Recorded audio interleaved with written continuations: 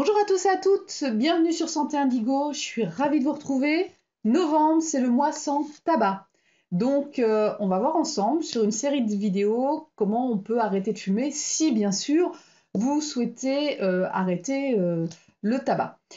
Alors, bien sûr, ça va être un ensemble de vidéos que je vais vous proposer. Celle d'aujourd'hui va porter un petit peu sur l'état des lieux du tabac, sur les méfaits du tabac, pourquoi il peut être intéressant d'arrêter de fumer si vous le souhaitez, puisqu'il ne faut pas oublier, eh bien, le tabac est une addiction très très lourde. Donc, vous comprendrez bien que dans tout ce qui vous sera proposé dans le mois de novembre, eh bien, peut-être qu'une aide, que ce soit une aide naturelle, mais aussi d'un accompagnement, peut être intéressant pour arriver à se libérer de cette substance nocive sans trop galérer ou d'aller d'échec en échec. Mais avant de commencer à vous présenter un petit peu notre ami le tabac et sa façon d'agir sur notre santé, j'ai envie de vous poser quelques questions, à savoir déjà, est-ce que vous pensez que pour vous, le mois de novembre, ce mois sans tabac, c'est la bonne période pour arrêter ?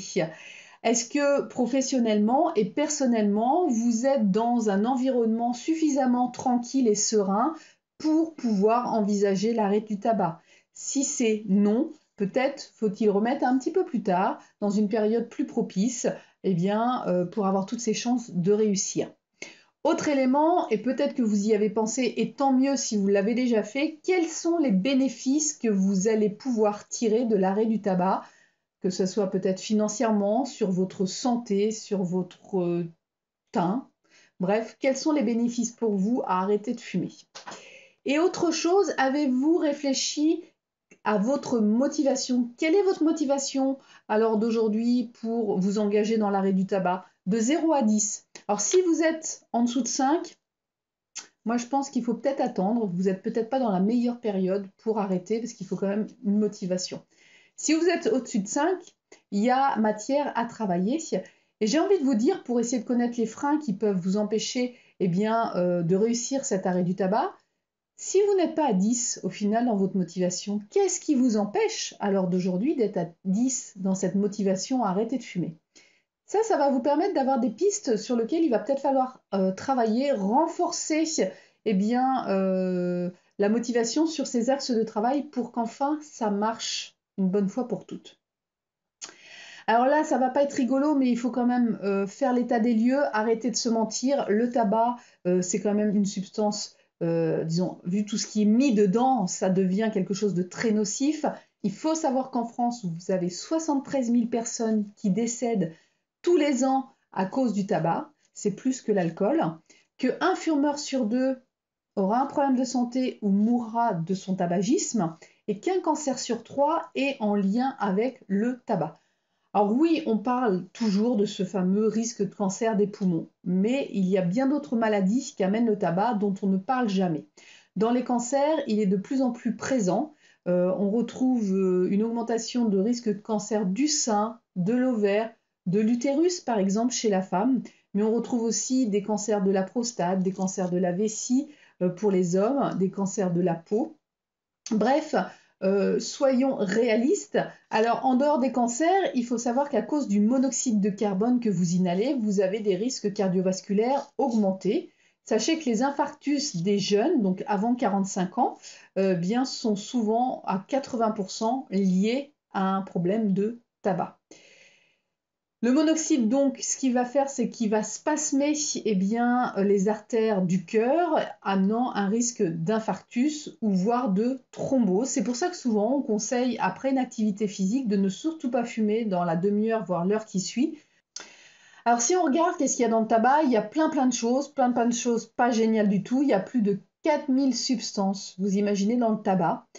Et donc, moi, j'en ai 3 auxquelles je me suis un petit peu plus penchée. Ça va être d'abord la nicotine. Alors, la nicotine, son problème, c'est qu'elle crée la dépendance comportementale et la dépendance psychologique. Vous avez donc le fameux monoxyde de carbone avec les risques cardiovasculaires, mais aussi les particules fines, un peu ce qu'on retrouve aussi dans la pollution atmosphérique, qui, on sait, elle est responsable de beaucoup de problèmes pulmonaires. Et puis vous avez plein d'autres substances et qui sont réellement cancérigènes. Alors le souci, c'est que déjà, on n'est pas tous égaux, on va dire, génétiquement face au tabac. au niveau de votre cerveau, vous avez des récepteurs à la nicotine et des sous-récepteurs. Selon comment on est câblé au niveau cérébral, eh bien, vous serez plus facilement dépendant ou pas du tabac, d'où la complexité pour certaines personnes à arrêter. Mais aussi, vous avez des sous-récepteurs qui feront que vous serez plus sensible à faire éventuellement un problème de santé plutôt orienté pulmonaire, plutôt orienté sur une autre partie de votre corps. Alors que ce soit des blondes ou des brunes, eh bien, ça amène des deux côtés différents cancers, différents types de cancers pulmonaires. Donc, au final, que ce soit l'un ou l'autre, vous avez quand même un risque assez élevé. Alors, si à court terme, eh bien, le tabac fait maigrir parce qu'il augmente le métabolisme de base, amène une sensation de bien-être, augmente donc l'élimination de la graisse, sachez qu'à long terme, au contraire, il augmente le stress puisqu'il fait augmenter une hormone du stress qui s'appelle le cortisol, et ça j'en parle souvent même dans le surpoids. Ce cortisol eh bien, va avoir un impact sur le fonctionnement du cerveau et du bien-être, donc il y aura plus d'anxiété, va jouer aussi sur le fonctionnement de l'insuline, l'intolérance au glucose avec des risques de ce qu'on appelle le syndrome métabolique, qui est une prise de poids au niveau abdominal, qui va être inflammatoire pour le cœur, mais aussi chez certaines personnes, une augmentation du risque de diabète. Donc bref, si à court terme, on trouve que le tabac c'est génial, à long terme, eh bien c'est un peu plus délétère pour la santé. Donc arrêter de fumer, la motivation c'est une chose, mais il va falloir aussi prendre en compte qu'il va y avoir à se confronter à ce besoin physique de fumer, à cette dépendance comportementale, puisqu'il y a des rituels autour de la cigarette qu'il va falloir déprogrammer, et puis cette fameuse dépendance psychologique. Alors souvent les freins à arrêter de fumer, c'est qu'il y a un risque de prise de poids, d'anxiété, d'irritabilité dans un premier temps, mais les études ont vraiment montré que les gens qui arrêtent de fumer sont au final moins stressés que lorsqu'ils fumaient avec cette notion de dépendance à la cigarette et ce niveau de cortisol élevé. Alors on peut aussi avoir peur des insomnies, du manque de concentration. Sachez que tout ça, ça peut être pris en charge par des professionnels de santé, mais aussi avec des techniques type technique de relaxation, la micronutrition, la phytothérapie. Vous pouvez vraiment vous faire coucouner, vous faire accompagner, que l'arrêt du tabac se fasse dans la douceur.